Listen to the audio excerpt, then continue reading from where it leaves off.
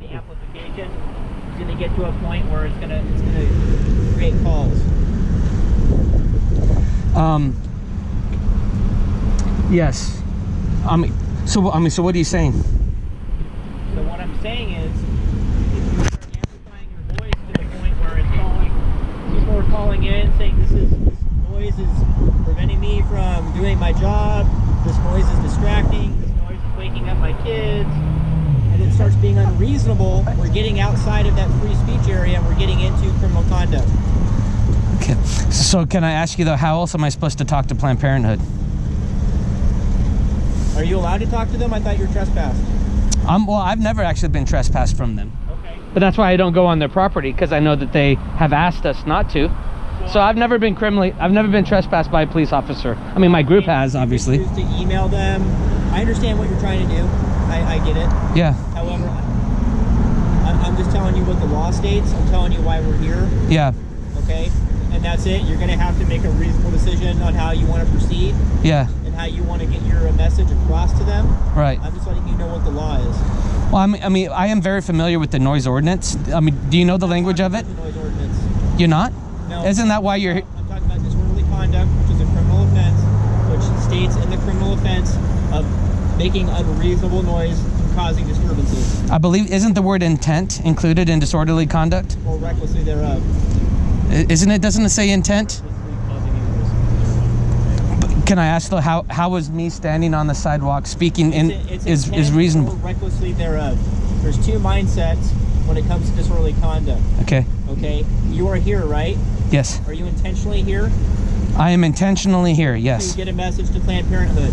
I'm intentionally here to speak to Planned Parenthood. Through an amplification device to send a message to Planned Parenthood. To communicate to people going in and out of Planned Parenthood. An intentional mindset.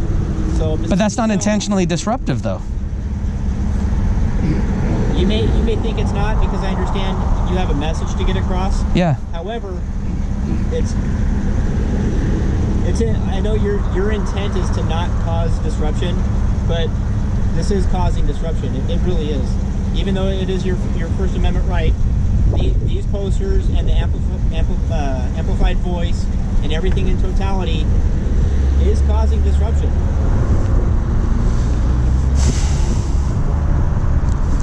I feel like that doesn't line up with everything spelled out under the First Amendment, plus how even the Ninth Circuit, all of the courts have defended people's right. There's a high burden of proof to prove that we are being disruptive. Your First Amendment rights to say what you want to say out here. What I'm talking about specifically is the level of volume in which you do it. Okay. How do we measure that? Is it subjective? Well, it's measured by subjectivity. Sir, there's a woman inside of here that does not like us. One of our people has been inside of their office. She's the one that's called. Okay. She has been inside of their office. You know her when name? somebody, yes, Yeah, Jolene. Jolene did not call. Okay, well, maybe her co-worker did. She's called the last time. There's been a person out speaking with an aunt much louder than he has. One of our guys went inside of their office. And again, I'm not here to argue the legalities of the Ninth Circuit Court. What I'm saying is, but it's a personal what happens is if enough people call in, hear me out, if enough people call in to the point where it's unreasonable and you're interrupting their lives, actions have to be taken. So this is a friendly reminder. It's a personal thing. It may be personal to Planned Parenthood, it's not personal to me. I'm responding to a call. It's not even Planned Parenthood, it's these people. Okay. Well, if you're disrupting their business, is that really fair to them? It's a personal thing. They're not involved. We're not disrupting their business. Well, they are, because we've actually asked to be able to go on the other side of their building so we don't have to speak through them. But they are encouraged, they let people park for Planned Parenthood, and then they use Planned Parenthood services. We're not trying to disrupt. I mean, there's a lot of different things that we could do. I'm just saying, if we wanted to disrupt, like to show my intent, if my intent was to disrupt, not just everybody does things intentionally, but the idea is intentional disruption.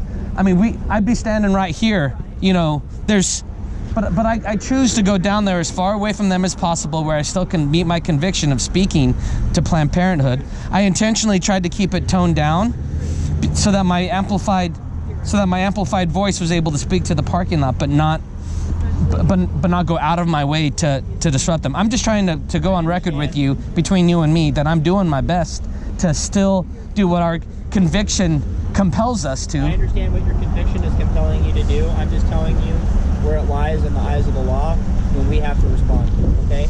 Well, but you could deem it reasonable.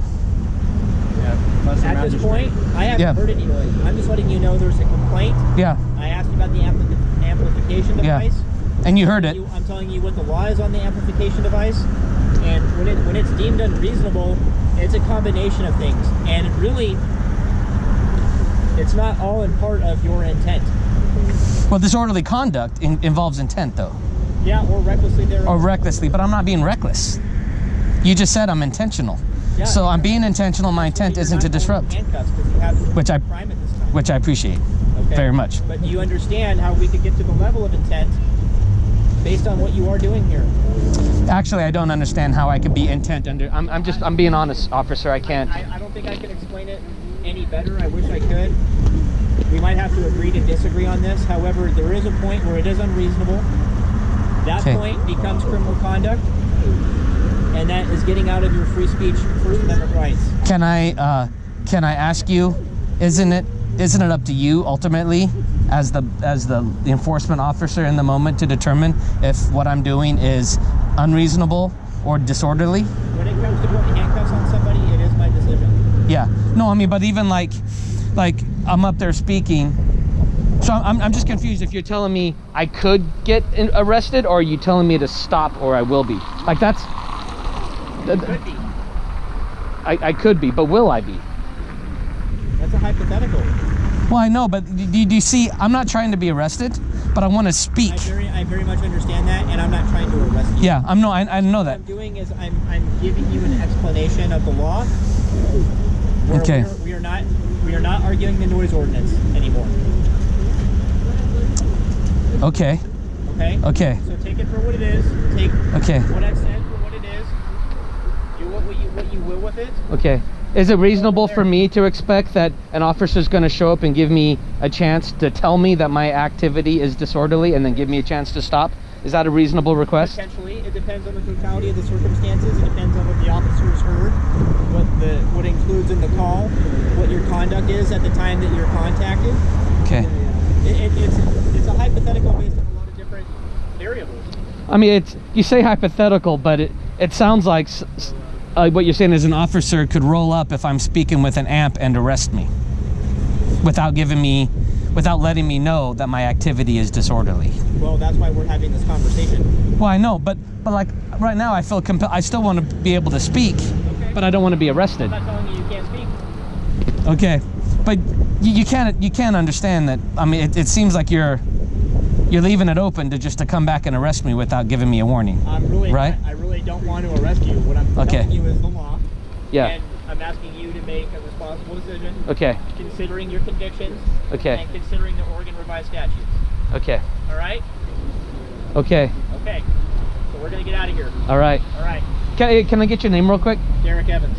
Oh, okay, because I haven't met you yet. We've dealt with a lot of officers out here, so. I just came off graveyard for the last 4 years. Oh, welcome to day shift.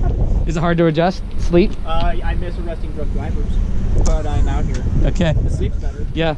Okay. You guys take care. Thank you, Officer Evans. God bless. Close now, right? Thanks, sir.